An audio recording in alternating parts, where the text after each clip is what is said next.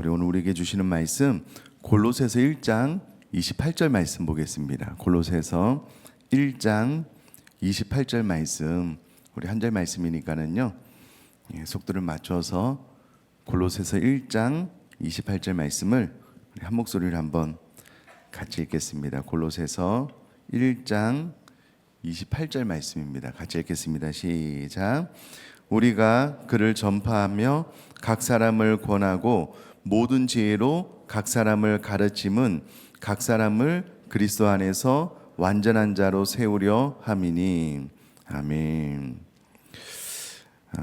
오늘부터 이번 한 주간 동안 우리 교회 임직자 스쿨을 하면 도대체 뭘 배우나 라는 것을 좀 경험하는 시간 될 텐데요. 단언컨대 일주일 동안 이 새벽기도 잘 나오시면 교회론과 목회 철학이 왜 그렇게 중요하고 그것이 무엇인지 명확하게 알 수 있을 뿐만 아니라 우리 교회 중직자분들, 우리 교회 모든 성도님들이 우리 교회 안에서 신앙생활할 때에 우리 모두를 하나로 만들어주는 귀한 말씀이 될 수 있을 것 같습니다. 우리 평상시에도 말씀을 잘 들으시지만 또 집중해서 잘 들으시면 좋을 것 같고요. 제가 생각할 때 이 강의 내용이 참 좋습니다. 제가 생각할 때 어디서도 이렇게 명확하게 교회론과 목회 철학을 가르칠 수 있을까라고 생각할 정도로 내용이 참 좋으니까는요, 또 기대하는 마음으로 더 잘 한번 들어보시면 좋겠습니다. 우리가 잘 아시는 것처럼 건물을 지을 때에 설계도 없이 건물을 짓는다라는 것은 불가능합니다. 예를 들어서 이 의정부 비전교회라는 건물을 지을 때 많은 인부들이 와서 이 건물을 짓는데 설계도가 없다? 뭘 어떻게 지어야 될지 모르는데 그냥 이 건물을 짓는다? 이것은 불가능한 일입니다. 건물 자체가 만들어질 수도 없고요, 또 이렇게 좋은 건물이 세워질 수도 없습니다. 마찬가지로 우리 교회 중직자분들도 마찬가지고요, 우리 교회 성도님들도 마찬가지고요. 설계도와 같은 교회론과 목회 철학을 모르는 상태에서 교회를 지어나간다, 교회를 세워나간다라는 것은 불가능합니다.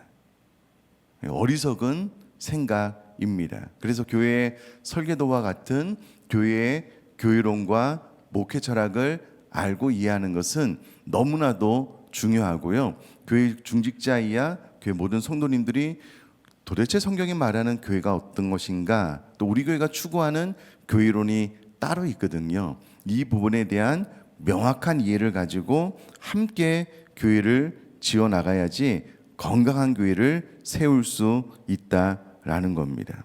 자, 그러면 첫 질문은 이것이겠죠. 교회론이란 과연 무엇인가? 라고 했을 때 여러분, 교회론이라는 것은요, 쉽습니다. 교회에 대한 견해, 교회에 대한 관점이 교회론입니다. 교회론이 뭐라고요? 견해, 교회에 대한 관점이 교회론입니다. 그러면 교회론을 가지려면 당연히 교회가 무엇인지를 알아야지만 내 나름대로 교회에 대한 관점을 가질 수 있다라는 거예요. 그러면 두 번째 질문은 이것이겠죠.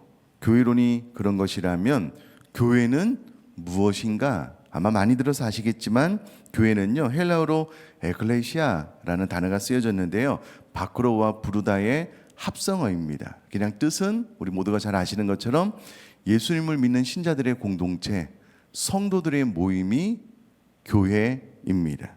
다시요, 예수님을 믿는 신자들의 공동체, 성도들의 모임이 교회입니다. 자, 교회의 정의에 있어서 정말 중요한 개념이 무엇이냐면 성도들의 모임이 교회인 거예요. 과거에 우리는 교회라고 하면은요, 이 예배당 건물을 생각을 했는데 그렇지 않습니다. 교회의 정의는 성도들의 모임이고요, 내가 바로 교회입니다. 우리가 이 정의를 명확하게 알고 있는 것이 중요하다라는 거고요. 과거에는 교회하면 교회 간다라고 했을 때에 예배당에 간다라는 생각을 많이 가지고 있었는데요, 요즘은 그 생각이 많이 좀 바뀌어서 성경적인 정의를 잘 가지고 계셔서 내가 교회다, 성도들의 모임이 교회다라고 많이 알고 계셔요. 강의 끝자락에 말씀 끝자락에 야 이게 이렇게 중요한 의미구나라는 것을 알게 되실 겁니다. 자, 그럼 세 번째 질문은 이것이죠. 교회가 무엇인지 알았다면 도대체 교회는 무엇을 하는 곳인가? 어떤 목적으로 만들어졌는가? 교회의 존재 목적, 이유가 무엇인가? 라는 것을 아는 것이 중요한데 우선에 교부들이 교회에 대해서 정의를 내린 것이 있는데요. 교부는 교회의 아버지라고 할 수가 있는데 교회 역사 초기에 교리의 정립과 교회의 발전에 이바지하고 중대한 영향을 미쳤던 분들입니다. 쉽게 이야기를 하면 예수님과 예수님의 제자들이 있는데요. 예수님의 제자들의 다음 세대, 그러니까 예수님이 제자들과 함께 말씀을 가르칠 때 어떻게 보면 예수님의 무릎 위에서 예수님의 교훈을 받았던 그 시대부터 시작을 하는데요. 엄밀히 말하면 학적으로 이야기를 하자면 AD 100년경부터 칼케돈 공의회 451년 때까지를 교부 시대라고 이야기를 하는데요. 예수님 제자들의 다음 세대라고 생각을 하시면 될 것 같고요. 예수님의 제자들은 예수님께 직접 교훈을 받았잖아요. 근데 이 제자들이 온 세계로 퍼지면서 이 복음이 확장되는 가운데 이제는 도대체 예수님께서 무엇을 가르쳤는가라는 것이 성경으로도 나오지만 그런 것들이 교리라는 모습으로 체계적으로 가르쳐질 필요성이 많아지게 되면서 교부들이 성경의 내용들을 잘 요약하고 집대성하기 시작을 했거든요. 이와 같은 교부들이 교회를 어떻게 정의를 하고 있느냐라고 했을 때에 이 정의가 참 좋습니다. 초대 교부들은요, 교회를 예수 그리스도의 성육신의 연장이다라고 이야기를 했습니다. 교부들은 교회를 뭐라고 이야기를 했냐면 예수 그리스도의 성육신의 연장이다라고 이야기를 했습니다. 좀 어려우니까 내 말로 한번 해볼게요. 교회가 교부들에 의하면 어떻게 정의 내려졌다고요? 예수 그리스도의 성육신의 연장이다. 이렇게 교회를 정의했다라는 겁니다. 자, 그럼 또 질문은 이것이잖아요. 교회가 예수 그리스도가 성육신 이 땅에 인간의 몸을 입고 오셔서 하신 일을 이어받아서 하시는 곳이 교회라면 도대체 예수님은 이 땅에 오셔서 어떤 일을 하셨는가? 이제 이런 질문이 중요하잖아요. 질문이요. 이건 너무나도 잘 아는 내용인데 예수님께서 이 땅에 오셔서 하신 일을 예수님의 3대 사역이라고 하는데요. 예수님께서 이 땅에 오셔서 하신 일 세 가지가 무엇이죠? 그렇죠.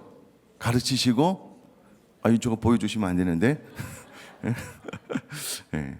뭐죠? 가르치심, 복음을 전파하시고, 고치시고. 맞습니다. 이것을 예수님의 3대 사역이라고 합니다. 한번 볼까요? 가르치심, 복음 전파, 고치심. 이것이 예수님께서 이 땅에서 하신 일을 간단하게 이야기하는 예수님의 3대 사역이다라고 이야기를 할 수 있습니다. 그러면 교회가 예수님의 성육신의 연장이기 때문에 예수님께서 이 세 가지를 하셨다면 오늘 교회는 이 세 가지를 이어받아서 그대로 하는 곳이 교회다라는 것을 알 수가 있는데요. 우선에 예수님의 3대 사역이 어떻게 이렇게 요약이 되었는가? 성경에 명확하게 그렇게 이야기를 해주고 있습니다. 마태복음 4장 23절 말씀 한번 같이 읽겠습니다. 시작. 예수께서 온 갈릴리에 두루 다니사 그들의 회당에서 가르치시며 천국 복음을 전파하시며 백성 중에 모든 병과 모든 약한 것을 고치시니. 그러니까 가르치시며 복음 전파, 고치심. 또요 마태복음 9장 35절 말씀도 같이 읽겠습니다. 시작. 예수께서 모든 도시와 마을에 두루 다니사 그들의 회당에서 가르치시며 천국 복음을 전파하시며 모든 병과 모든 약한 것을 고치시니라. 아멘.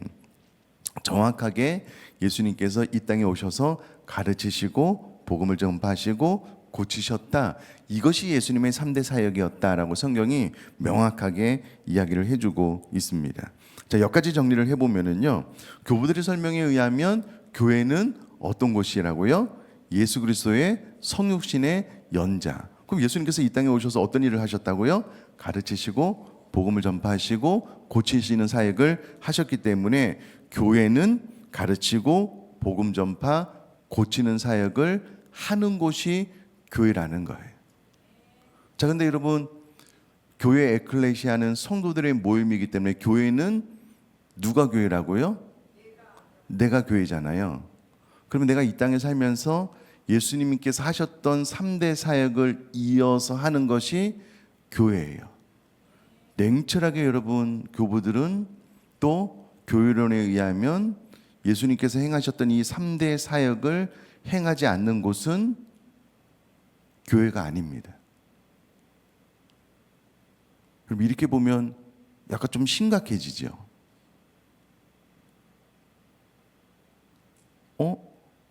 나 전도 안 하는데?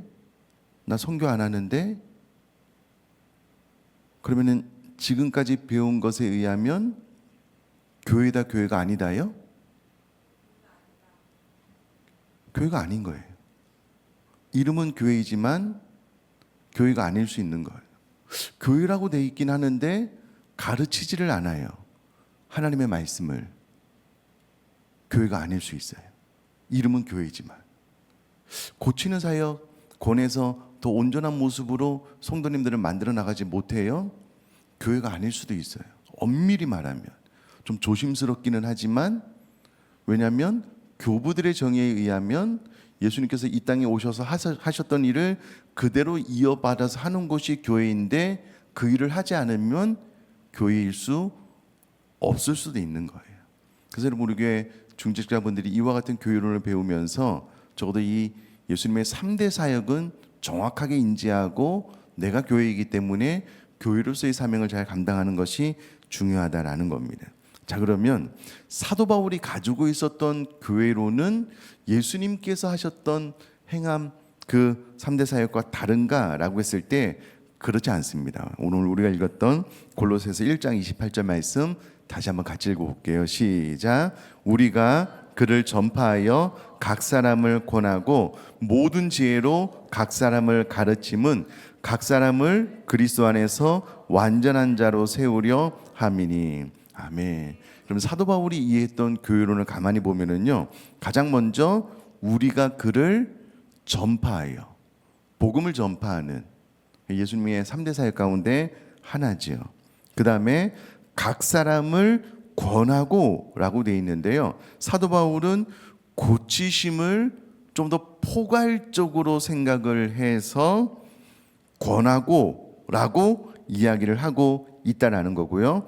모든 지혜로 각 사람을 가르침은 이란 말을 통해서 가르침, 예수님의 3대 사역이 그대로 들어가 있다는 것을 알 수가 있고, 마지막에 각 사람을 그리스도 안에서 완전한 자로 세우려 한다는 것이 이제 하나 더 들어가 있는데, 이것을 오늘 현대 언어로 풀어서 쉽게 이야기를 하면은요, 가장 먼저 그를 전파한다라는 것을 우리도 그렇게 쓰는데요, 선교 공동체라고 이야기를 할 수 있습니다. 우리가 그를 전파하여, 이제 복음을 전파한다라는 것을 선교까지 포함을 해서 선교 공동체, 그러니까 복음 전파가 있는 곳이 교회이고 복음 전파가 없는 곳은 교회가 아니다라는 거예요. 그러므로 교회는 반드시 복음 전도가 전파가 있어야 한다라는 거예요.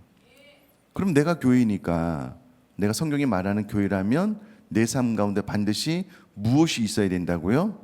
복음 전파가 있어야 되는 거예요.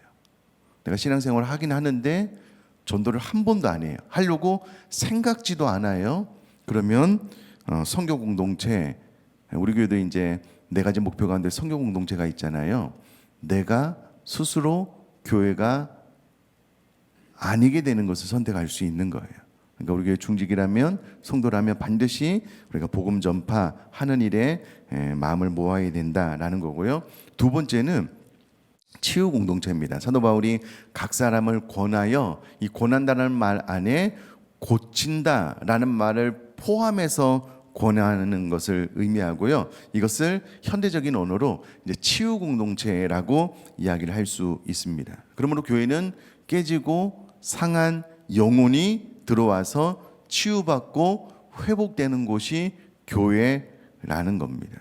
반드시 회복의 은혜가 있어야 되고요. 여러분, 이것을 우리 모두가 잘 생각을 하셔야 될 것이 무엇이냐면, 여러분, 행여나 또 우리 교회 오시는 새가족 분들이 보다 완성된 일꾼들, 물론 주님께서 우리에게 일꾼을 보내달라고 기도해서 우리가 기도하기는 하지만, 그러나 교회는 깨지고 상한 영혼들이 오는 곳이에요. 그 모든 분들에게 문을 열어놓고 와서 우리 교회 안에서 치유와 회복을 경험케 하는 것이 교회라는 거예요. 순장님들 잘 들어보셔요. 우리 순에 건강하고 튼튼한 분이 오시면 좋지요. 그죠? 여러분, 궁극적으로 교회는 깨지고 상한 영혼이 오는 곳이에요. 그곳에서 치유와 회복을 경험하는 곳이 교회이고 순교회인 거예요. 그러니까 행여라도 순장님이 순식구들이 왜 우리 순식구들은 왜 이렇게 초신자만 보내십니까? 아니요, 그렇지 않습니다. 그 영혼을 받아서 치유하고 온전케 하는 곳이 교회이고 순교회이고 각 교회의 사명이다라는 겁니다. 자, 세 번째, 각 사람을 가르침은 이제 훈련 공동체인데요. 성경의 진리가 선포되고 가르쳐지는 곳이 교회다. 그래서 성경 공부와 양육 프로그램을 통해서 하나님의 말씀이 효과적으로 가르쳐지는 곳이 교회다. 그래서 우리 교회 오면 새가족 만남부터 시작을 해가지고요, 공부해야 될 게 많아요. 왜 이렇게 많은가? 교회의 존재 목적이 예수님처럼 가르침이기 때문에 그렇습니다. 그래서 끊임없이 우리는 배우든지 가르치든지 떠나든지 이와 같은 목회 철학을 가지고 도전하는 거예요. 심지어는 우리 교회는 성도가 성도들을 가르칩니다. 1대1을 통해서. 이것이 성경이 말하는 바이기 때문에 그렇고요. 네 번째는 이제 비전 공동체인데, 사도 바울이 말하는 완전한 자로 세우려 함이다. 이제 그리스도의 장성한 분량까지, 충만한 곳까지, 다른 말로 성화라고 할 수 있는데요. 결국은 성도님들이 교회에 오면 그 아픔과 상처가 치유되어서 그리스도의 장성한 분량한 곳까지 자라나게 하는 곳, 이와 같은 비전이 있는 곳이 교회 공동체다. 이제 이것이 사도 바울이 말하는 교회론이다라고 할 수가 있습니다. 이제 내일부터는 우리 교회의 교회론에 대해서 배울 텐데, 그 전에 성경이 말하는 또 다른 교회의 모습이 있는데, 자, 디모데전서 3장 15절을 우리 PPT 보면서 한번 읽겠습니다. 시작. 만일 내가 지체하면 너로 하여금 하나님의 집에서 어떻게 행하여야 할지를 알게 하려 함이니, 이 집은 살아계신 하나님의 교회요 진리의 기둥과 터니라. 아멘. 이 집은 살아계신 하나님의 교회인데요, 이 교회는 진리의 기둥과 터다라고 기록이 되어져 있습니다. 여러분, 신약 성경이 기록될 당시의 그 배경을 보면은요, 우리는 이 교회 기둥이 대부분 위에 있는 이 건물의 하중 무게를 버티고 견디기 위해서 이제 기둥이 있잖아요. 이 성경이 기록될 당시의 기둥은요, 요 중간이나 한 3분의 2 지점이 싹둑 잘려져 있어요. 잘려져 있고요, 그 위에 그들이 본받기를 원하는 어떤 사람의 동상을 올려놔요. 그리고 늘 그것을 바라보면서 내가 저 사람처럼 되기를 원합니다 라고 생각을 했는데요, 여기서 말하는 진리의 기둥은 그런 의미입니다. 이 기둥 위에 과거에는 그들이 본받기를 원하는 사람의 동상이 올려져 있다면, 교회에는 이 잘려진 기둥 위에 진리가 올려져 있는 거예요. 그래서 교회에 나오는 모든 분들이 이 기둥에 올려진 진리, 이 하나님의 말씀을 바라보는 곳이 교회다라는 설명이고요. 또 하나는 터라고 되어 있는데, 이때 당시에는 이 토론 문화가 엄청 많이 개발이 되어 있었는데요, 그들이 배운 새로운 철학들, 이론들을 가지고요, 마당에서 말하는 것을 그렇게 좋아했대. 하루 종일 뭐 네가 맞냐 내가 맞냐 이렇게 토론하는 문화가 많이 좀 활성화되어 있었는 그런 때였는데요, 마치 교회는 진리, 내가 받은 하나님의 말씀을 나누고 또 전파하고 또 서로 대화를 통해서 확립해 나가는 것이 교회다라고 이야기를 하고 있습니다. 그래서 이제 순모임을 가보시면 이제 은혜 받은 것을 이제 좀 나누기도 하고요, 또 궁금한 것도 질문하기도 하실 텐데, 교회가 바로 그런 곳이다 라고 이야기를 하고 있습니다. 그러니 교회 오시면은요 늘 이 진리를 사모하고 배우고 이 터에서 수모임이나 또 우리가 모였을 때 야 오늘 설교 말씀이 어떤 내용이야? 이런 의미가 맞아? 나 이렇게 은혜 받았는데 서로 나누는 곳이 교회다라고 잘 알려주고 있습니다. 자, 정리를 한번 해볼게요.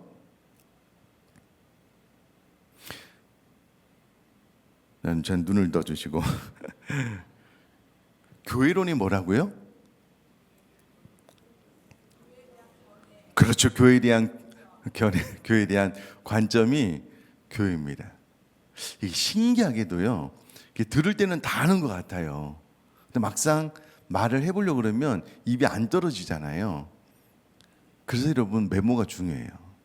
좀 전에 들은 것도 기억이 잘 안 나잖아요. 이게 며칠 지나면 기억이 아예 안 나요. 그래서 가능하면 이렇게 메모해 놓으시면 좋아요. 내 기억이 나는 천재적인 두뇌입니다. 아니에요. 다 몰라요. 외울 수가 없어요. 자, 교회론이란 교회에 대한 견해인데요. 그러면 교회가 무엇이냐? 에클레시아 교회가 뭐라고요? 성도들의 모임. 그냥 이렇게 생각을 하시면 되겠습니다. 그러니까 내가 교회다라는 것이고요. 초대 교부들은 교회에 대해서 뭐라고 이야기를 했다고요? 예수 그리스도의 성육신의 연장이다라고 이야기를 했습니다. 예수님의 3대 사역이 무엇이라고요? 복음 전파하시고 고치시고. 이 세 가지가 그러면 성경적인 교회로는 무엇이냐라고 했을 때 예수님의 3대 사역 사도 바울이 이제 네 가지를 이야기했다라는 것을 좀 기억을 하시면 좋겠고요. 또 교회는 늘 진리를 바라보고 배우는 곳 그리고 진리가 토론되는 곳 그것이 교회다. 이것이 성경이 말하는 교회다라는 것을 배웠습니다. 짧은 시간 배웠는데 명확하게 이해하시겠죠? 아멘이시죠?